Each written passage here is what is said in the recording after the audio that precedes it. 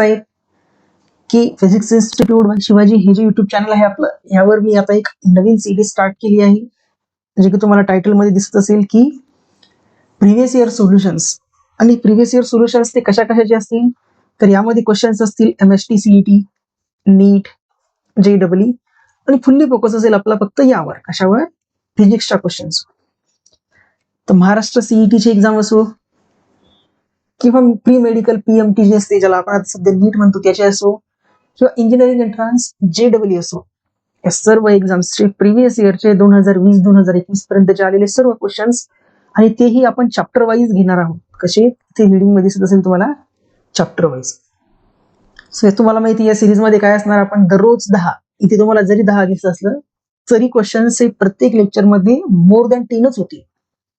आणि सर्व क्वेश्चन्स कुठे असतील, सगळे क्वेश्चन्स तुम्हाला दररोज 10, रेंज असेल ते साधारणपणे 10 ते 15 च्या रेंजमध्ये तुमचे डेली क्वेश्चन्स या चॅनलवर आपले एका एका व्हिडिओज मध्ये डिस्कस केले जातील. आणि कोण एक्सप्लेन करणार आहे, तर हे माझं introduction, professor Shivaji Salvan, MSc physics, gold medallist, qualified JEST physics, Maharashtra SET physics. SET आणि CET या दोन गोष्टी वेगवेगळ्या आहेत बरं का. Maharashtra SET physics, IIT JAM physics. आणि जर तुम्हाला काही डाऊट्स असतील या लेक्चर्स मध्ये आलेले, तर तुम्ही कमेंट सेक्शन मध्ये कमेंट तर करूच शकता. आणि हा माझा नंबर, यावर तुम्ही मला व्हॉट्सअप सुद्धा करू शकता. ओके, तर हे आहे आपल्या या सिरीजचं पहिलं लेक्चर, ज्यामध्ये आपण फर्स्ट जो चॅप्टर आहे तुमचा नीट किंवा JEE किंवा CET मध्ये तर लिमिटेड सिलेबस असतो.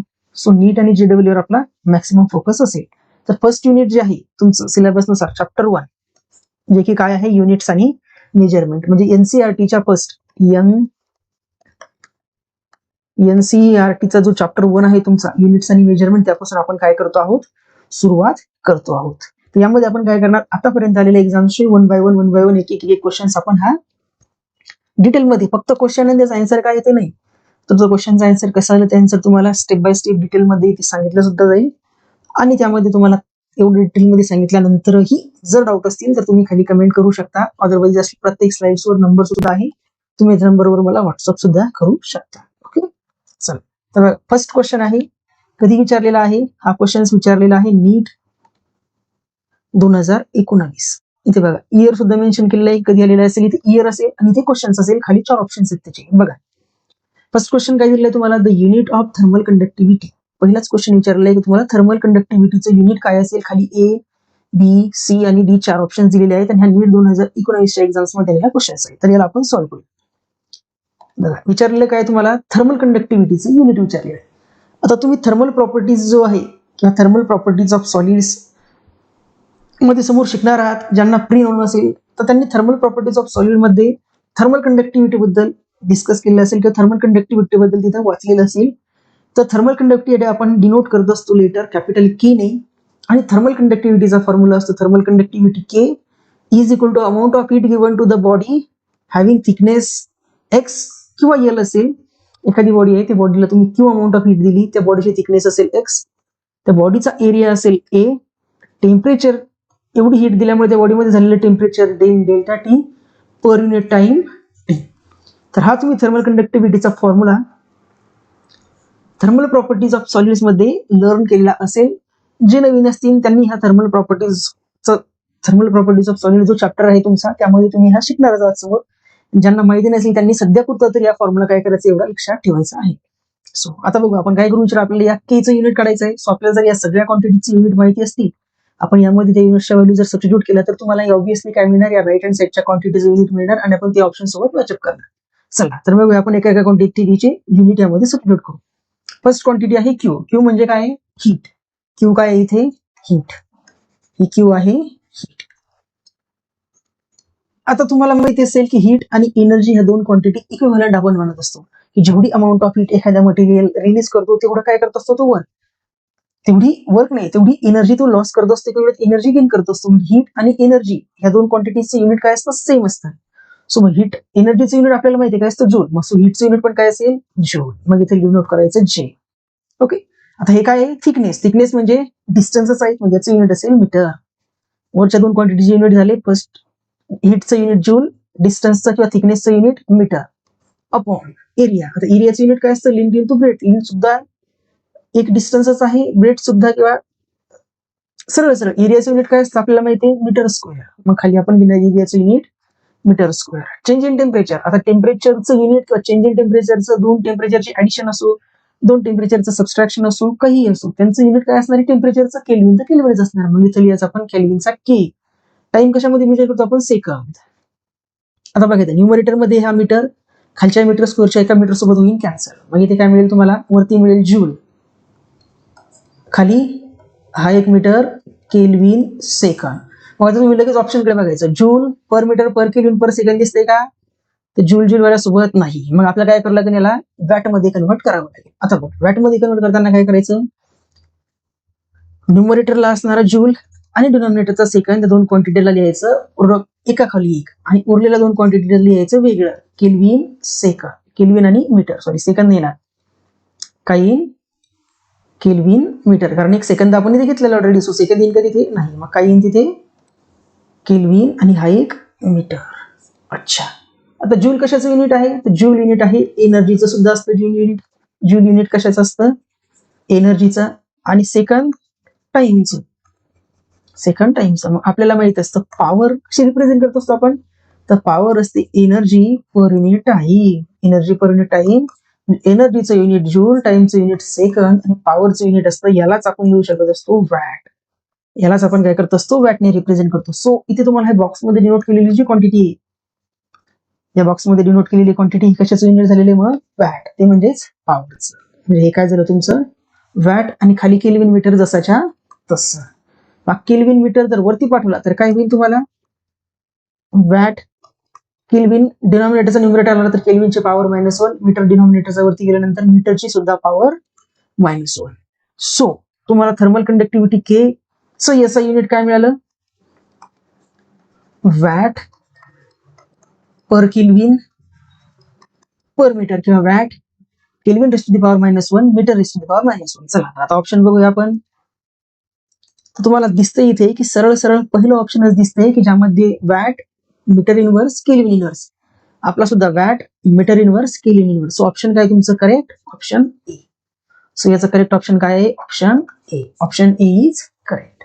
तर इतका साधा असा क्वेश्चन होता. जर तुम्हाला हा फॉर्म्युला माहिती असेल, जो मी हा ब्लॅक कलरच्या मार्कने बॉक्स केलाय, हा जर तुम्हाला फॉर्म्युला माहिती असता तर तुम्ही हा क्वेश्चन इझिली 4 मार्क्सचा क्वेश्चन इझिली सॉल्व्ह करू शकले असते. सो फॉर्म्युले पाठ करावे लागतात. तर ते फॉर्म्युले पाठ कशासाठी करावे लागतात, तर युनिट्स आणि मेजरमेंटच्या या अशा टाईपच्या क्वेश्चनसाठी. ओके, तर क्लिअर झाला असेल. ज्यांना हा समजलं नसेल त्यांनी व्हिडिओ परत थोडा मागे घेऊन परत बघायचा आहे. यामध्ये काहीच नाही, सर्व खेळ जो आहे तुमचा हा फक्त या फॉर्म्युल्यावर आहे. ओके, चला गुड. आता नेक्स्ट क्वेश्चन, सेकंड क्वेश्चन आहे, the damping force on oscillator is directly proportional to velocity. यामध्ये पहिलं स्टेटमेंट खूप महत्वाचं आहे. काय आहे, damping force directly proportional to velocity. जसं स्टेटमेंट क्वेश्चन मध्ये दिलेलं आहे आपण त्याच्या अकॉर्डिंग काय करू, फोर्स आपण अज्युम करू की एफ जो आहे हा असेल डॅम्पिंग फोर्स. एफ अज्युम करू डॅम्पिंग फोर्स, आणि व्ही घेऊ स्मॉल व्ही व्हेलॉसिटी. ओके, आणि आता जसं क्वेश्चन मध्ये सांगितलेलं की हा जो डॅम्पिंग फोर्स आहे हा डायरेक्टली प्रोपोर्शनल आहे व्हेलॉसिटी व्ही. तर जो प्रोपोर्शनॅलिटी कॉन्स्टंट विचारलं, the unit of the constant of proportionality are. मग आता आपल्याला माहिती आहे मॅथमॅटिक्स मध्ये किंवा फिजिक्स मध्ये दोन क्वांटिटी एकमेकांच्या प्रोपोर्शन मध्ये जर असतील तर त्याला इक्वल डिनोट करण्यासाठी आपण एक प्रोपोर्शनॅलिटी कॉन्स्टंट घेतो. इथे घेऊ आपण प्रोपोर्शनॅलिटी कॉन्स्टंट तो के.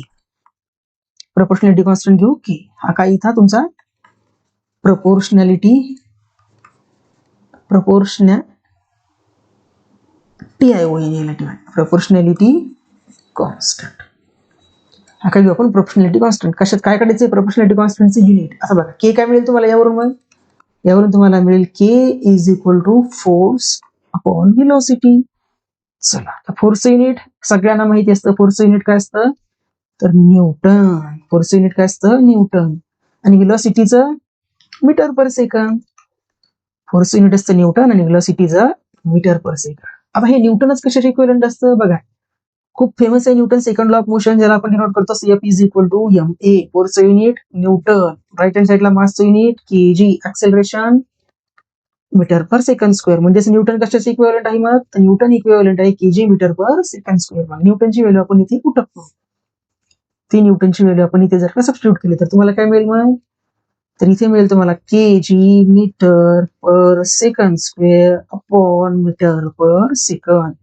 हा मीटर कॅन्सल, एक सेकंड सोबत कॅन्सल. मग काय मिळेल तुम्हाला? kg per second. काय मिळेल? kg per second. म्हणजे सेकंड वरती वाटलं म्हणजे काय मिळेल? kg सेकंडची पॉवर -1. कुठल्या ऑप्शन मध्ये दिसतंय? Yes, option number C. कुठल्या ऑप्शन मध्ये दिसतंय? हा बघा, ऑप्शन नंबर सी. आणि हा क्वेश्चन कधी आला होता? तर 2012. त्यावेळेस नीट होती का? नाही. त्यावेळेस कुठली एक्झाम होती? AIPMT, all India pre medical test. 2012 ला नीट होती का? तेव्हा AIPMT होती, म्हणजे मेडिकल एक्झाम, मेडिकल एंट्रन्स जी होती तुमची PMT, प्री मेडिकल एक्झाम, त्यामध्ये आलेला हा क्वेश्चन होता. ओके, याचा आन्सर काय? मग answer, correct answer is option C. Option C. Okay, तुमच्या सगळ्यांचा क्लिअर झाला असेल. ज्यांना कळालेलं नसेल त्यांनी परत रिवाइंड करून परत बघायचे. ओके, चला तर मूव्ह करूया आपण नेक्स्ट क्वेश्चन कडे. क्वेश्चन नंबर 3 काय आहे? The unit of permittivity of free space. म्हणजेच आपल्याला काय विचारलेलं आहे त्यांनी? परमिटिव्हिटी ऑफ फ्री स्पेस ε0 चं युनिट काय असेल? ओके, ε0 चं युनिट काय असेल? खरे ऑप्शन दिले कुलम, न्यूटन मीटर वगैरे वगैरे जे ऑप्शन. ह्या क्वेश्चन कधी विचारलेला आहे? तर हा सुद्धा आलेला आहे AIPMT 2004. कशामध्ये? AIPMT 2004 मध्ये हा आलेला क्वेश्चन आहे. ओके, चला याला सॉल्व्ह करूया आपण. आता सगळ्यात पहिले आपला ε0 permittivity of free space involve असणारा फॉर्म्युला कुठला माहिती आहे आपल्याला? आपल्याला फॉर्म्युला माहिती आहे की Coulomb force F is equal to असतो 1/4πε0 Q1 Q2 upon R square. Electrostatic force of attraction किंवा कुलॉम फोर्स. दोन चार्जेस Q1 Q2 यामध्ये असणारा फोर्स ऑफ अट्रॅक्शन किंवा फोर्स ऑफ रिपल्शन आपण डिनोट करतो असतो F ने. आणि ज्याचं एक्सपान्शन असतं 1/4πε0 Q1 Q2 upon R square. Okay, यावरून आपल्याला कळायचं एप्सिलॉन. मग ε0 इकडे पाठवायचा, F इकडे पाठवायचा, इंटरचेंज करायचा. हा ε0 पाठवायचा लेफ्ट हँड साईडला आणि हा फोर्स इकडे. दोघांची काय करायची? इंटरचेंज. मग काय मिळेल तुम्हाला इंटरचेंज केल्यानंतर? इकडे मिळेल ε0 is equal to Q1 Q2 upon 4πF R square. 4πF R square. आता बघा, Q हे काय? चार्ज. चार्जचं युनिट काय असतं? सगळ्यांना माहिती आहे. चार्जचं युनिट असतं कुलोम.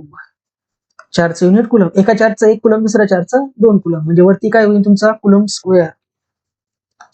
Coulomb square.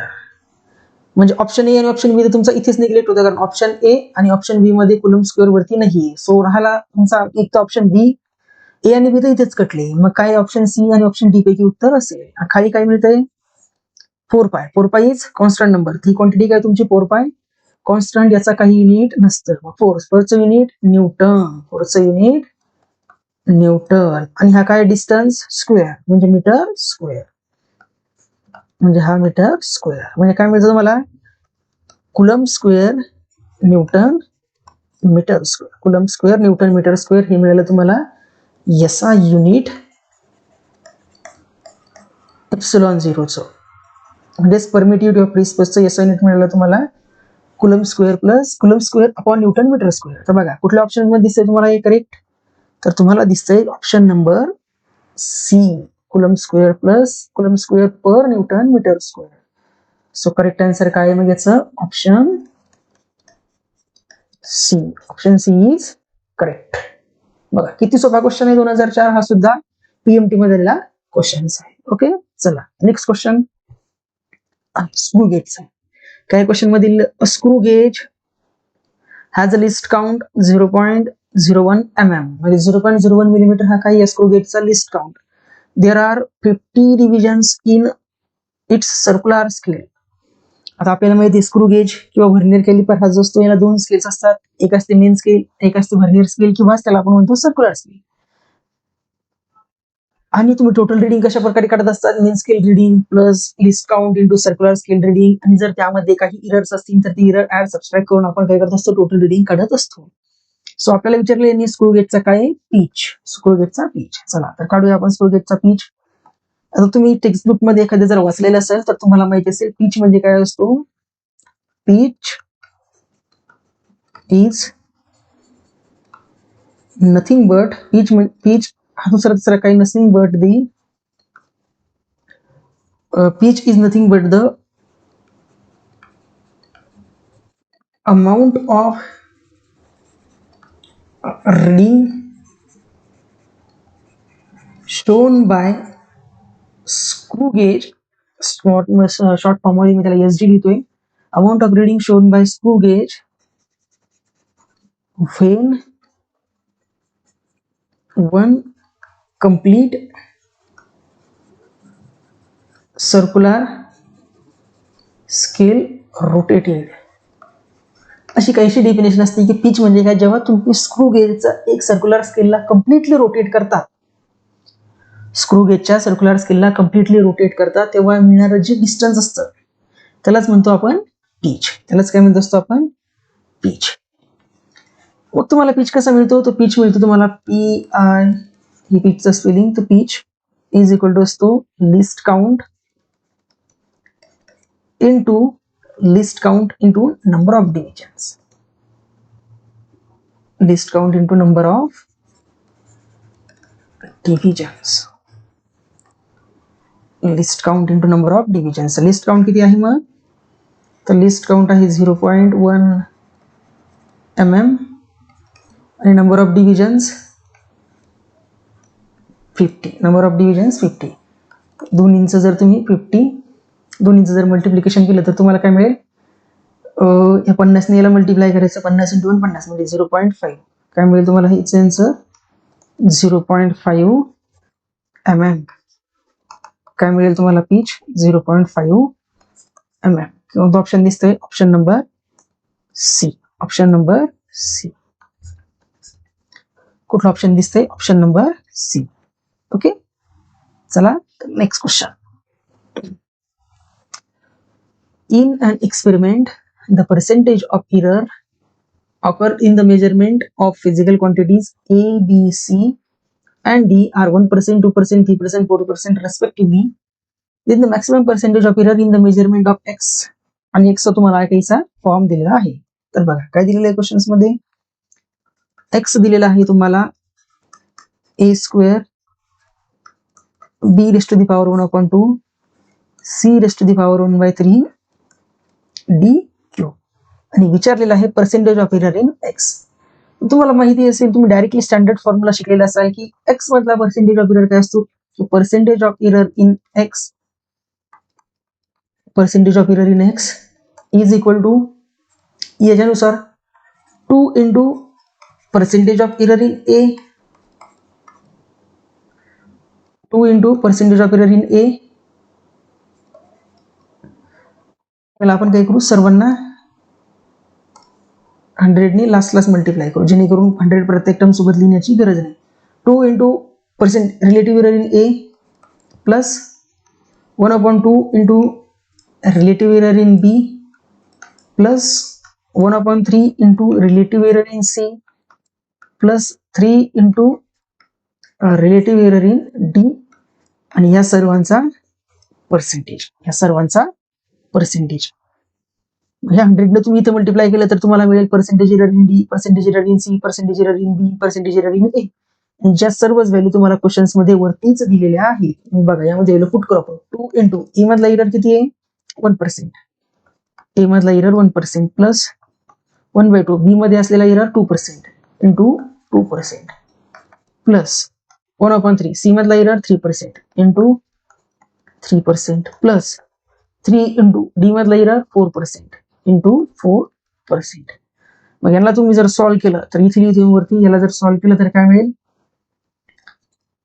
2 प्लस हा 2 एकमेकांसोबत कॅन्सल, 1 प्लस हा 3 एकमेकांसोबत कॅन्सल, 1 प्लस 4 त्रिक 12, 12 आणि हे 4 16.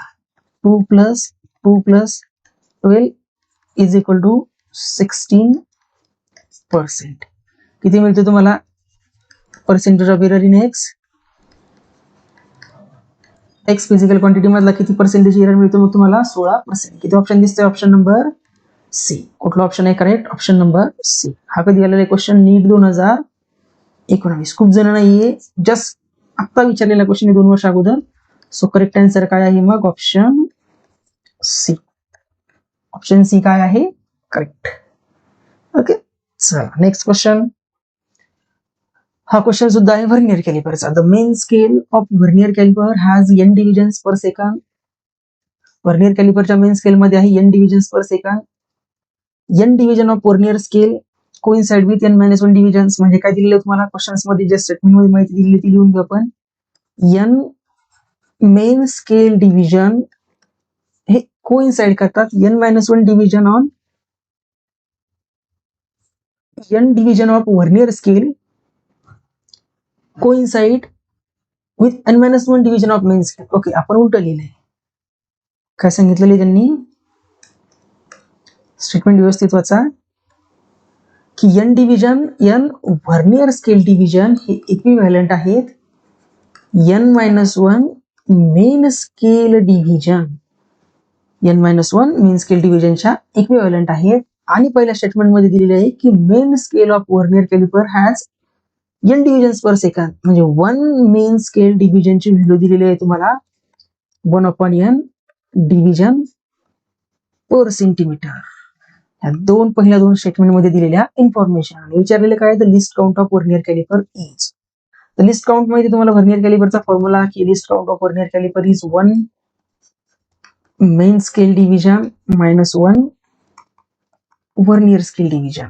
आता पहिल्या इक्वेशन वरून तुम्हाला 1 VSD ची व्हॅल्यू काय मिळेल, हा इकडचा n पाठवायचा इकडे डिनॉमिनेटरला, इकडचा n पाठवायचा इकडे डिनॉमिनेटरला. मग तुम्हाला ती त्याच्यावरून मिळेल 1 main scale division is equal to 1 main scale division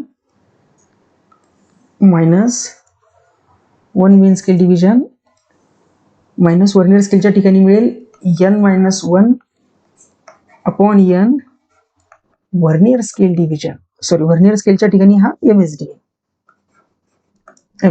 इथे MSD कॉमन काढायचा, क्रॉस मल्टिप्लिकेशन करायचं, n इथे मल्टिप्लिकेशन, n इथे मल्टिप्लाय करून सबस्ट्रॅक्ट करायचं. म्हणजे काय मिळेल तुम्हाला n-1 upon n MSD. Okay, मायनसने जर मल्टिप्लाय केलं तर n मायनस बनेल 1 प्लस होईल. म्हणजे हा मिळेल तुम्हाला 1 अपॉन n MSD. आणि MSD चीच व्हॅल्यू काय आहे तर 1 अपॉन n. म्हणजे हा अगोदरच हा n अपॉन n हा वरचा, आणि हा मेन स्केल डिव्हिजनचा 1 अपॉन n. मेन स्केल डिव्हिजनचा हा 1 अपॉन n. म्हणजेच काय मिळेल तुम्हाला 1 upon n square, 1 upon n square centimetre, 1 upon n square centimetre. Main scale division काय मिळेल तुम्हाला 1 अपॉन n स्क्वेअर. दिसतंय कुठल्या ऑप्शन मध्ये? Yes, option number C. कुठल्या ऑप्शन मध्ये दिसतंय? Option C. हा बघा, 1 अपॉन n स्क्वेअर डिव्हिजन. हा पण क्वेश्चन कधी आलेला आहे तर ओडिशा मध्ये झालेली नीट 2019. ओडिशा नीट 2009. काय आन्सर मग least काउंटचं?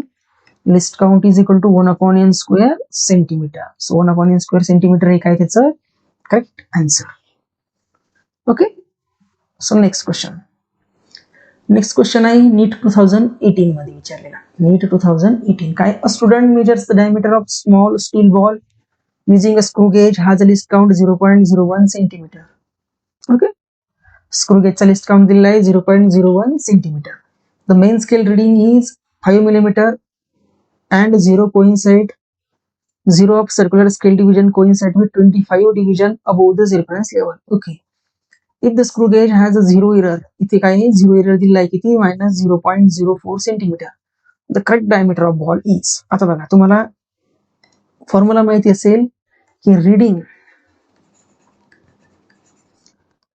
Is equal to main scale reading, त्याला आपण म्हणतो MSR plus least count into vernier scale reading, किंवा सर्क्युलर स्केल रीडिंग सुद्धा येऊ शकतं CSR.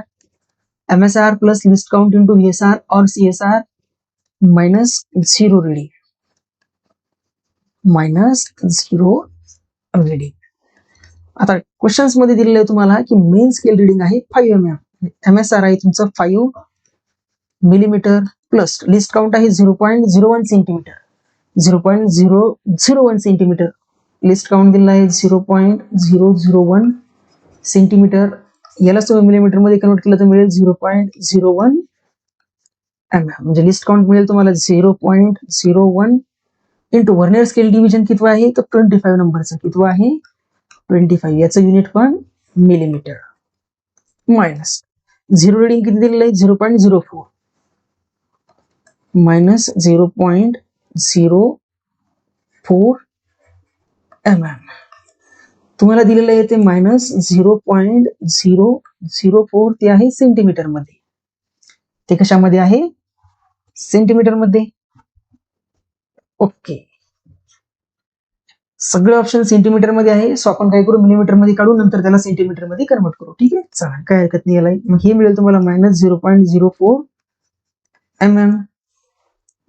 बघा 5 प्लस 25 ने मल्टिप्लाय केलं तर हा मिळेल तुम्हाला 0.25 मायनस मायनस प्लस 0.04 सर्व कशामध्ये आहे तर हे आहे मिलीमीटर मध्ये सर्व कशामध्ये आहे तर मिलीमीटर मध्ये बघा यांची ऍडिशन करून घ्यायची 0.25 प्लस 0.04 तर हा मिळतो तुम्हाला 5.29 मिलीमीटर 5.29 मिलीमीटर म्हणजेच 0.529 centimetre 0.529 centimetre so correct option कुठे आहे तर correct option number D correct option is option number D मध्ये दिलेले तुम्हाला 0.529 सेंटीमीटर हे काय तुमचा करेक्ट आन्सर सो हा फॉर्म्युला तुम्हाला लक्षात ठेवायचा आहे की रीडिंग बाय वर्नियर स्केल और screw gauge is equal to main scale reading plus least count into circular scale reading or vernier scale reading minus zero reading. Zero reading आपण always subtract करत असतो जर का पॉझिटिव्ह झिरो रिडिंग असेल तर त्याची value plus असेल negative zero reading असेल तर त्याची व्हॅल्यू निगेटिव्ह पॉझिटिव्ह साठी हा पॉझिटिव्ह इंटू निगेटिव्ह निगेटिव्ह बनेल आणि निगेटिव्ह हा या कंडिशन मध्ये जसा पॉझिटिव्ह झाला इथे तसा काय होईल निगेटिव्ह झिरो एररच्या वेळेस तो निगेटिव्ह झिरो एरर ऍड होईल पॉझिटिव्ह झिरो एरर सबस्ट्रॅक्ट होईल ओके नेक्स्ट क्वेश्चन आहे नीट 2013 मध्ये विचारलेला नीट 2013 काय दिलेलं आहे in an experiment 4 quantities A B C and D are measured percentage error 1%, 2%, 3% and 4% respectively. The quantity P is calculated as P चा formula दिलेला आहे percentage error in P is तर P चा पर्सेंटेज एरर काढायचा यावरून किती असेल so बघा याचा P चा पर्सेंटेज एरर कसा काढणार आपण सगळ्यात अगोदर P दिलेला आहे तुम्हाला a cube b square upon cd आणि आपल्याला माहिती आहे percentage of error in P is equal to असेल 3 into percentage of error in A plus 2 into percentage error in B plus percentage of error in C plus percentage of error in D.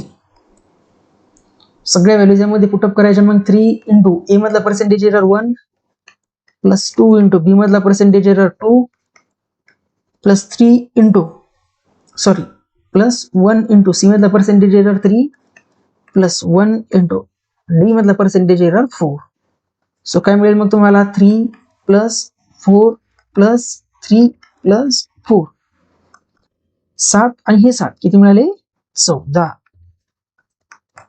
मग percentage of error in P किती मिळाला तुम्हाला 14% किती मिळाला 14% so correct answer is option C correct answer is option C percentage of error in P किती मिळेल 14% तर इथे तुम्हाला एक जनरल फॉर्म्युला सांगतो मी की जेव्हा तुम्हाला एनी क्वांटिटी ए ही दिलेली असेल small p y raise to the power q upon z raise to the power r percentage of error in A हा असतो p into percentage of error in x plus q into percentage of error in y plus r into percentage of error in z जर तुम्हाला हा formula माहिती असेल तर तुम्ही या टाइपचे कितीही क्वेश्चन सॉल्व्ह करू शकता ठीक आहे तर हा फॉर्म्युला तुम्ही काय करायचा आहे केअरफुली लक्षात ठेवायचा आहे नेक्स्ट क्वेश्चन मध्ये दिलेलं आहे तुम्हाला की अ student measures the diameter a student measures the distance travels in free fall of a body initially at rest म्हणजे initial velocity 0 in given time t he uses the data to estimate g acceleration due to gravity if the maximum percentage of error in measurement of distance म्हणजे percentage of error in distance हा दिलेला आहे तुम्हाला E1 in the measurement and in time the percentage of error in time T हा दिलेला आहे तुम्हाला E2 respectively. The percentage of error in estimated G is, तुम्हाला कायनेमॅटिक्स इक्वेशन ऑफ मोशन माहिती असेल की S is equal to UT plus 1/2 G T square. Motion under gravity किंवा kinematics equation of motions जे आहे मोशन अंडर ग्रॅव्हिटी तिथे आपण हा फॉर्म्युला लर्न केलेला आहे. सो इनिशियल व्हेलॉसिटी 0 आहे, सो इथे काय होईल पहिली टर्म 0. यावरून तुम्हाला मिळाला S is equal to 1/2 G T square. मग यावरून तुम्हाला काय मिळेल की percentage of error in S is equal to percentage of error in G plus 2 into percentage of error in T. मग यावरून आपल्याला काढायचं आहे की पर्सेंटेज ऑफ एरर कशामधला काढायचा आहे आपल्याला, पर्सेंटेज ऑफ एरर कशामधला काढायचा आहे. ओके, अगोदर एरर कशातला विचारला आपला G चा. या इक्वेशनला G मध्ये कन्वर्ट करून घ्यायचं. G मध्ये कन्वर्ट केल्यानंतर काय मिळेल तुम्हाला G is equal to twice S upon T square, twice S upon T square. म्हणजे ह्याला आपल्याला काय करावं लागेल, इरेज करावं लागेल. हे जो आहे हा फॉर्म्युलाला इरेज करावं लागेल.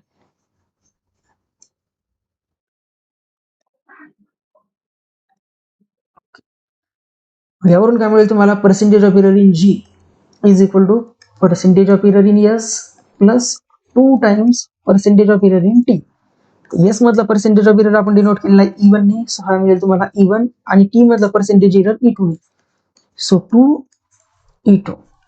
सो तुम्हाला काय मिळाला percentage of error in G is equal to E1 plus 2E2, E1 plus 2E2. So correct answer is option D. आणि हा क्वेश्चन आलेला आहे मेन्स 2010. मेन्स 2010 म्हणजे आलेला आहे AIPMT ची मेन्स एक्झाम असते, PMT mains. AIPMT mains exam मध्ये विचारलेला हा क्वेश्चन होता 2010 मध्ये. So correct answer is option D. Next question, if the error in the measurement of radius of sphere is 2%. एक स्फिअर आहे, त्या स्फिअरच्या रेडियसच्या मेजरमेंट मधला एरर आहे 2%. Then the error in determination of volume of sphere, स्फिअरचा volume determination, स्फिअरचा volume measure करत असताना त्याच्या व्हॉल्यूम्स मध्ये किती एरर येईल. तर आपल्याला व्हॉल्यूमचा फॉर्म्युला माहिती आहे, volume of sphere is equal to 4/3 pi R cube. आता 4/3 पाय आहे कॉन्स्टंट नंबर, सो यामध्ये एरर येईल का, नाही. मग percentage of error in V is equal to 3 into percentage of error in R. आणि दिलेला आहे आपल्याला की percentage of error in R किती दिलेला आहे 2%. सो काय मिळेल तुम्हाला 3 इंटू 2% म्हणजे 3 दुनी 6%. मग त्या स्फिअरच्या व्हॉल्यूम मधला एरर किती असेल मेजरमेंट मध्ये 6%. So correct answer is option D 6%. हा क्वेश्चन चाललाय 2008, AIPMT 2008 मध्ये हा क्वेश्चन आलेला आहे. Next question, the density of cube is measured by measuring its mass and length of its side.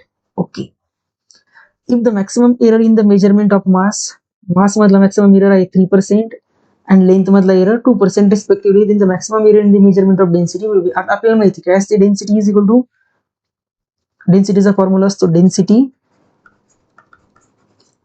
Mass per unit volume किंवा मास upon volume cube. L side असणाऱ्या क्यूबचा volume काय असतो, एल साइड लेंथ असणाऱ्या क्यूबचा volume असतो, L side असणाऱ्या क्यूबचा volume V is equal to L cube. V is equal to L cube. Density denote करू आपण D ने, मग D इज इक्वल टू मिळेल तुम्हाला मास M upon volume L cube. Questions मध्ये तुम्हाला मास मधला पर्सेंटेज एरर दिलेला आहे 3% आणि L लेंथ मधला पर्सेंटेज एरर दिलेला आहे तुम्हाला 2%.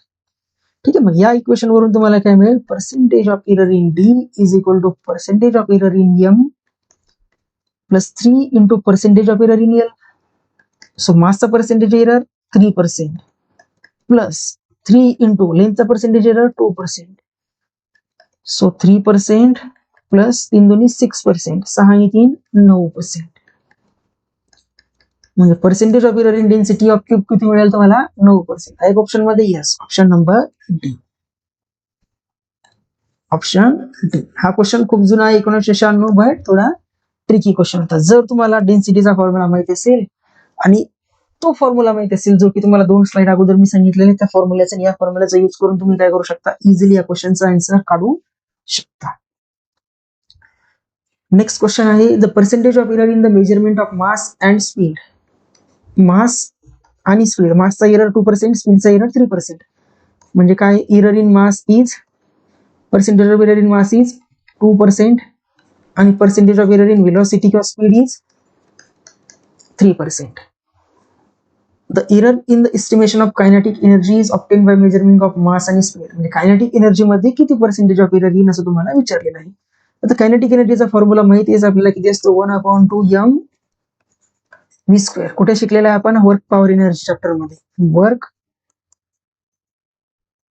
पॉवर एनर्जी हा जो चॅप्टर आहे त्या चॅप्टर मध्ये आपण कायनेटिक एनर्जीचा फॉर्म्युला शिकलेला आहे.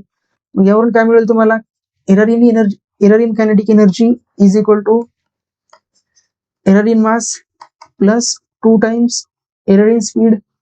मास मधला एरर दिलाय 2% प्लस 2 इंटू स्पीड मधला एरर दिलाय 3%.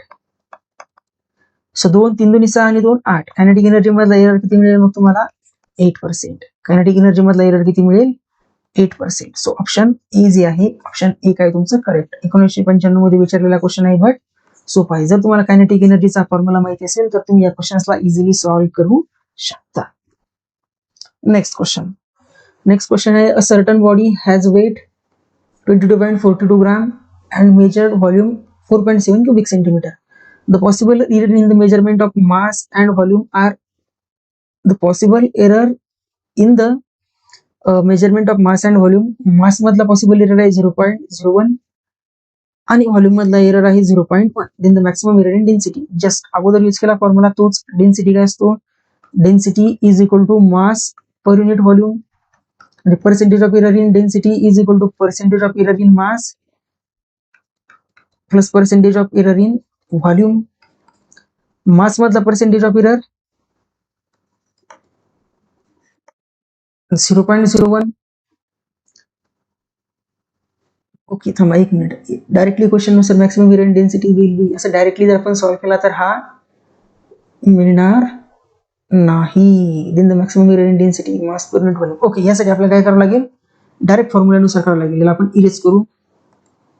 बघा, डायरेक्ट फॉर्म्युला काय सांगेल तुम्हाला, की error in density upon density into 100%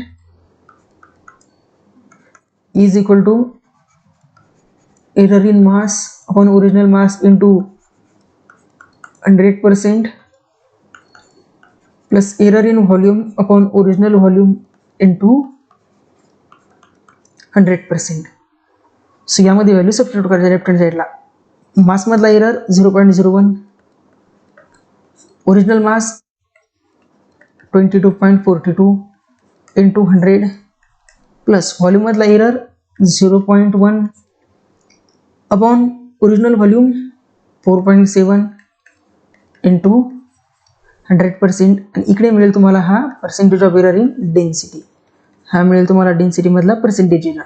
मग याला जर तुम्ही सॉल्व्ह केलं तर ही क्वांटिटी मिळेल, पहिले 100 ने मल्टिप्लाय केलं तर 1/22.42 प्लस 10 अपॉन